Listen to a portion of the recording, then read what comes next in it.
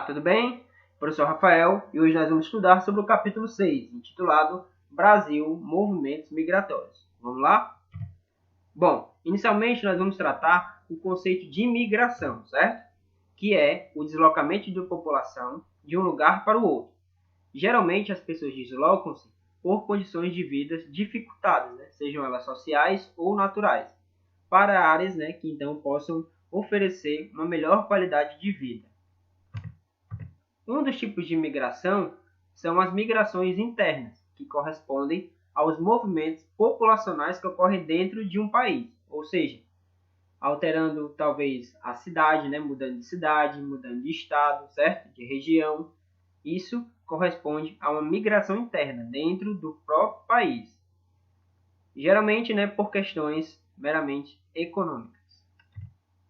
Bom, agora nós vamos ver a partir de agora um panorama de como eram as migrações em diferentes períodos da história de formação brasileira, certo? Bom, antes do início do século XX, a população brasileira se deslocou de acordo com diferentes ciclos econômicos. Esses ciclos econômicos geravam então áreas que eram momentaneamente ricas e prósperas, que podiam então fornecer empregos e talvez o sonho de poder sobreviver junto à sua família, tornando-se um polo de atração populacional. Nos séculos XVI e XVII, lá na zona da Mata Nordestina, diversos aventureiros, trabalhadores livres e pequenos comerciantes, conhecidos como mascates, migraram para essa região da zona da mata, que consiste aí no Nordeste, porque hoje só há um resquício lá na Bahia. Então, eles migravam para essa região para tentar sobreviver lá na zona açucareira, certo? No ciclo do açúcar. Então, como havia essa atividade muito lucrativa, muitas pessoas migraram para essa região para buscar emprego em meio às fazendas de cana-de-açúcar e tudo mais, de engenhos. Ok? Já no século XVII, nós tivemos o impedimento da criação bovina na região açucareira. Por quê? Bom, a atividade açucareira gerava muito lucro, como eu já falei. Só que a atividade bovina, a criação bovina, estava crescendo na mesma região. Só que esses animais estavam ocupando um espaço onde poderia ser plantado mais açúcar. Então, houve um impedimento por parte do governo da criação bovina nessa região, que ficava, sobretudo, no litoral nordestino, certo? A partir de então, muitas pessoas que trabalham com a pecuária passaram a migrar para o agreste e sertão do Nordeste, ou seja, essa migração para o interior do Brasil.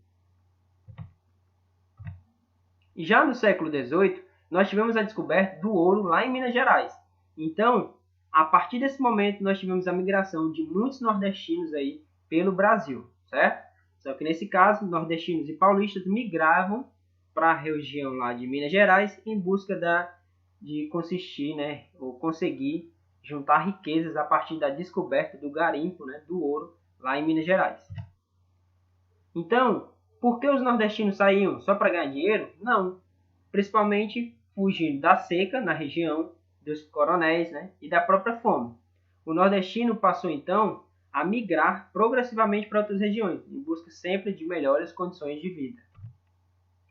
Já em 1870, entre 1870 e 1910, diversos nordestinos, principalmente cearenses, migraram para a Amazônia.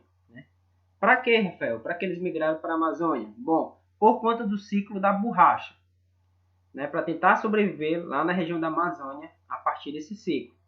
No entanto, a partir de uma concorrência inglesa lá na Malásia, esse ciclo não durou muito tempo, principalmente por falta de técnica dos nordestinos e cearenses lá nessa região, do tratamento do seringal, que dá então origem ao látex, que é feito a borracha que nós utilizamos, certo? Bom, como se deu então as migrações no início do século XX? Inicialmente, como eu falei, seguiam os ciclos econômicos, com esse o ciclo do café, onde nós tínhamos também, além de migrantes, imigrantes europeus, principalmente vindos aí para essas produções de açúcar. Junto deles, milhares de brasileiros, né, principalmente nordestinos, foram para o sudeste e sul do Brasil. Junto com eles, né, nordestinos, mineiros, escravos e ex-escravos em busca de trabalho e melhores condições de vida nas fazendas de café, né, na região ali do norte do Paraná e no Mato Grosso, atual Mato Grosso do Sul. Só que, devido a uma quebra da Bolsa de Valores lá em Nova York, Estados Unidos, em 1929, a exportação, né, a qual rendia muito lucro ao Brasil nessa atividade econômica, foi impedida por conta da crise. Né? As pessoas estavam com crise, faltando alimento para elas não iam se preocupar em comprar um café exportado de outro país. Né? Então, o Brasil entrou numa crise terrível a partir dessa quebra da Bolsa de Valores lá em Nova York. Né? Porque toda a produção, que era sobretudo para exportação, não passou a ser mais exportada. Tá. E como é que deu as migrações, então, entre as décadas de 1930 e 1960? Bom, nós tivemos, sobretudo, lá na região sudeste, né, que já crescia por conta do ciclo do café, ela não ficou por baixo. Por quê? Nós tivemos, nessa época, uma inserção de um parque industrial para substituir os produtos, né, que eram importados. E, principalmente após a Segunda Guerra Mundial, esse parque industrial cresceu bastante. Com isso, as ofertas de emprego, né, nas indústrias terminaram trabalhando como peões na construção civil ou como subempregados, fazendo pequenos biscates, né, bicos, empregos temporários. Bom, foi tanta gente para essa região que faltou trabalho para todos, né? E aí surgiu esses subempregos, né? E pequenos biscates, que é aquelas pessoas que fazem todo tipo de trabalho, né? Aí sem qualquer certificação e tudo mais, num preço muito baixo, né? Outra parte foi para Brasília, que são chamados candangos, onde entre 1956 e 1960 muitos ficaram lá por Brasília, né? Para a construção de Brasília. E a partir da permanência de muitos nordestinos nessa região, deu origem às cidades satélites, certo? Lembrando que Brasília era uma cidade toda projetada, né? Então, e surgiu então a necessidade de muita gente trabalhar lá. E teve grande parte aí de nordestinos que se aventuraram na construção de Brasília. Também surgiu novas áreas de fronteira no Mato Grosso e em Rondônia, né? Em busca da riqueza dos garimpos de ouro e pedras preciosas. Então, basicamente, eles se dividiam, né, em três. Uma parte se aventurou nos parques industriais, outra na construção de Brasília e outras na fronteira entre Mato Grosso e Rondônia. Bom, e as migrações entre 1950 e 1970? Nesse período, nós tivemos a instituição de governos militares, ou seja, ditadura. E a partir desses governos militares foi implantado um plano de integração do território brasileiro. Uma das estratégias seria a criação de frentes pioneiras agrícolas para as regiões norte e centro-oeste. O que isso quer dizer, Rafael? Bom, isso quer dizer que a criação de uma frente é estimular pessoas a irem plantar nessas regiões, né? Norte e centro-oeste. Nas décadas de 1960, 70 e 80, nós tivemos taxas de crescimento populacional bem elevadas, né, nessas regiões, norte e centro-oeste, fruto dessas frentes pioneiras agrícolas. Muitos que participaram desse processo, nordestinos, mineiros, paranaenses e gaúchos. Bom, agora a gente vai ver as migrações a partir da década de 1990. Essa década de 1990 foi algo revolucionário. Por quê? Nesse período surgiram novas técnicas de produção e também o tipo de migração conhecido como migração de retorno.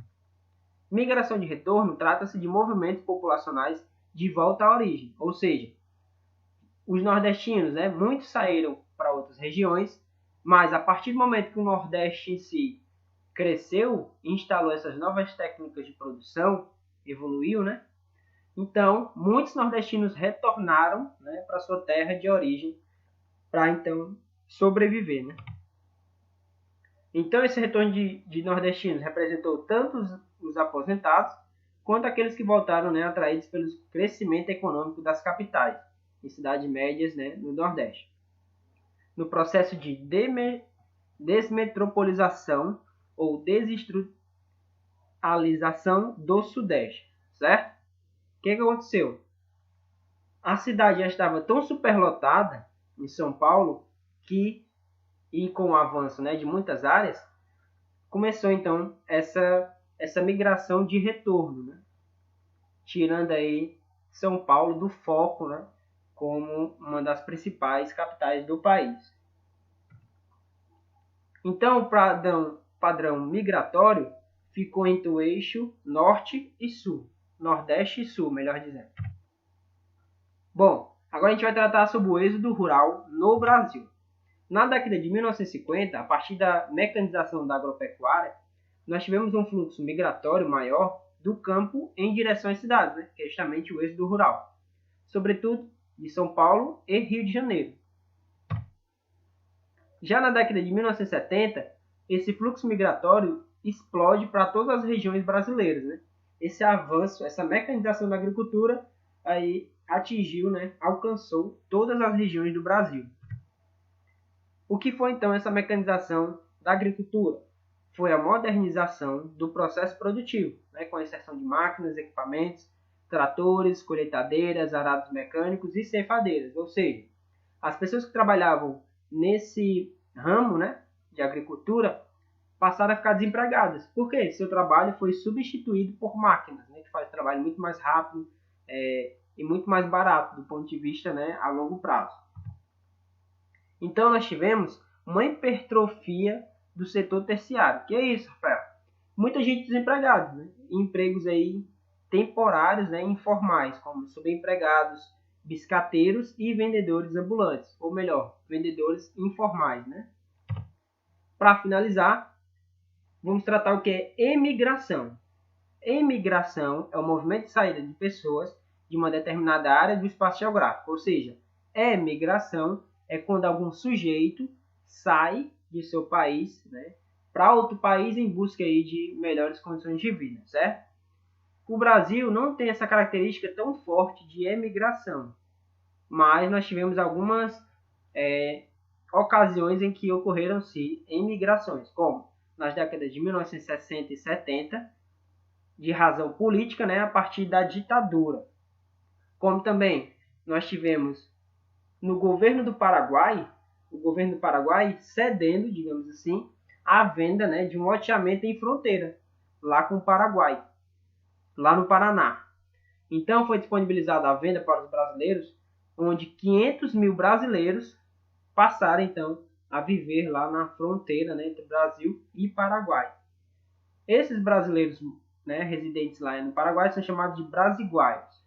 Outro detalhe importante sobre ainda a década de 1960 e 70, com a ditadura, muitas pessoas migraram por conta de estarem, né, algumas sendo torturadas, perseguidas, né, justamente nesse período tão cruel que foi a ditadura. E por fim, lá na década de 1980, nós tivemos a grave crise econômica no país, onde alguns brasileiros, né, migraram para os Estados Unidos e para o Japão. E eu ainda digo mais, né, mais atual, nós temos visto aí muitos brasileiros emigrando para Portugal, por exemplo, né, onde já temos mais de 150 mil brasileiros em território português, certo? Basicamente, nosso conteúdo é esse. Fica por aqui e estou à disposição para tirar todas as dúvidas. Abraço!